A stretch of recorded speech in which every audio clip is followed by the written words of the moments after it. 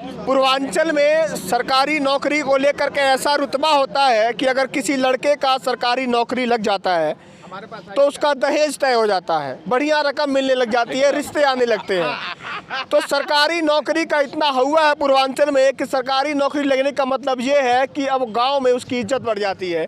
लेकिन नौकरी तो नौकरी होती है, आखिर सरकारी नौकरी ही क्यों?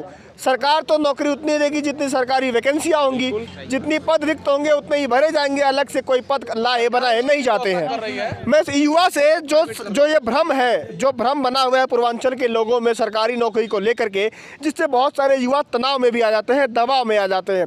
क्योंकि युवा यहाँ का निकलता है जब पूर्वांचल का, तो इलाहाबाद देखता है, कानपुर देखता है, बनारस देखता है, दिल्ली के मुखर्जी नगर जा कर के रातों रात पढ़ाई करता है।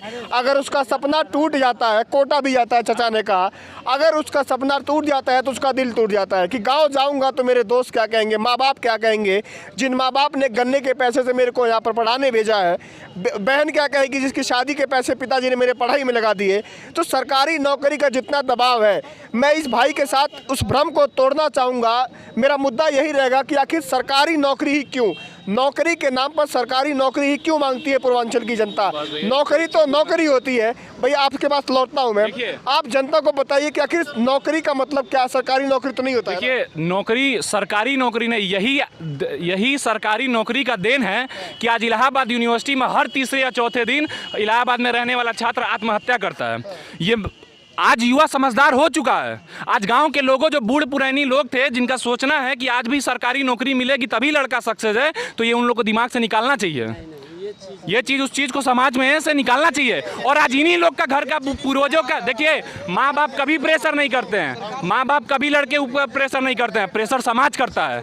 जिस समाज को बचाने के चक्कर में वहाँ लड़का इलाहाबाद में तैयारी करते हुए फांसी लगाता है, ये समाज का प्रेशर होता है, उसके माँ बाप का प्रेशर नहीं होता है। ये सही है कि हाँ, पूछते हैं लड़का क्या कर रहा है। एक बात बताइए, क्या सारे लड़के एक ही तरह होते हैं? 100 में से 10% 20% लड़के जो होते हैं IAS PCS की तैयारी में सफल होते हैं। एक डाटा में आया तो 2% सफल होते हैं, ठीक। सरकारी नौकरी में 20% सफल होते हैं।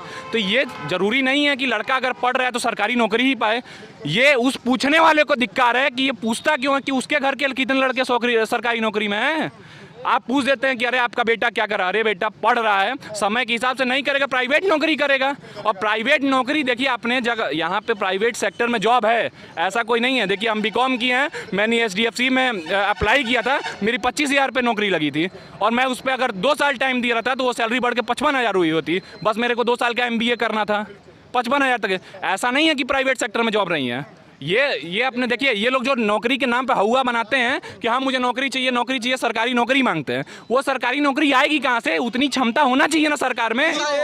देखिए, सुनिए, तो बेच रही है प्राइवेट सरकार में, तो मैं ये जो बेचने, सुनिए, ये जो कहें बेचने वाली बात, सुनिए, एक मिनट, मैं बेचने वाली बात, प्राइवेटाइजेशन कितना सही है या गलत, इस पे बहुत बढ़िया तर्क दूंगा मैं। रेलवे में कभी सीटें भैया खाली नहीं रहती हैं, ठीक। मैं रिजर्वेशन करने, अगर आप कहीं जाएंगे तो 4-4, 5-5 दिन पहले से आपको रिजर्वेशन नहीं मिलेगा, सीटें पूरी फुल रहती है। लेकिन हर साल रेलवे घोटाले में, रेल सरकार घाटे में जाती है। क्यों जाती है? सुनिए, एक मिनट, रेल घोटाला कब हुआ था ये हमको बताने की जरूरत नहीं है।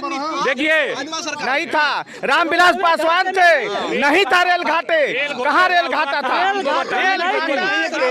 भैया क्या दिल्ली के तो 15 लाख वाला कर दिया कि 15 लाख दे किसानों में। एक ऑडियो दिखा दिया जाए, मैं बस इतना कह रहा हूँ। अमित शाह का ऑडियो है, आपके टीवी दूरदर्शन अभी देखा होगा, अमित शाह का है या 15 लाख का? मुझे एक ऑडियो दिखाइए जिसमें योगी सरकार, चाहे किसी सरकार ने, अब सुनिए पहले, फिर बात आपने काटा। मोदी कहा था कि काला धन अगर देश में आता है, देश में वापस आता है तो इतना धन है कि सबके खाते में 15-15 लाख रुपया जाएगा।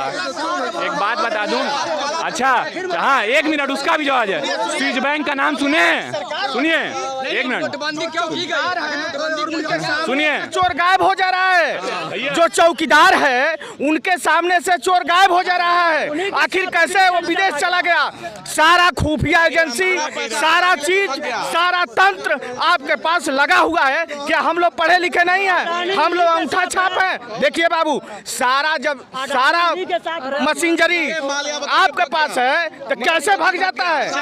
आज एक मिनट, विजय माल्या भाग गया, लेकिन किसके सरकार में पैसा लेके भागा ये कोई नहीं बताएगा।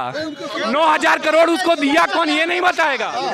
अभी तो भगे हैं, बदला होगा। किस बेसिस पे नीरव मोदी को और विजय माल्या को 9 करोड़ रुपया दिया, 9,000 करोड़ रुपया किस बेसिस पे दिया गया। आज हमको मिलेगा क्या 1 करोड़ रुपया? नहीं मिलेगा। किस बेसिस पे 9,000? मुझसे पूछिए। अगर रुकिए अगर हमने आपको उधारी दिया तो क्या पहले मैं जानता था कि आप भाग जाएंगे? बैंक आपको एक मिनट रुकिए, आप 1 मिनट लोन बैंक लोन देती है तो आप सारा डॉक्यूमेंट देते हैं, उस स्थिति में आपको पेमेंट मिलता है। आप लोन लेकर घर जाते हैं, फिर दूसरा मैनेजर आता है, दूसरा फील्ड अफसर आता है, दूसरा अधिकारी आता है, वो जानता है कि फला आदमी भाग जाएगा। तो इन्होंने कांग्रेस की सरकार थी, कांग्रेस ने अगर बांट दिया दे दिया तो क्या मतलब वसूली करने की इनकी जरूरत है कि नहीं है? आप बताइए।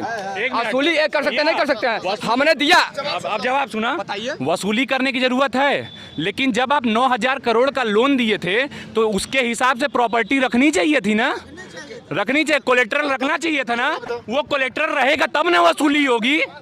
ये उस समय तो घोटाला करके 9,000 करोड़ दे ये 9,000 चाहे 900 जितना भी लोन, हाँ, आप उसी की बात करिए। जो सरकार चल रही है उसकी बात किया जाए।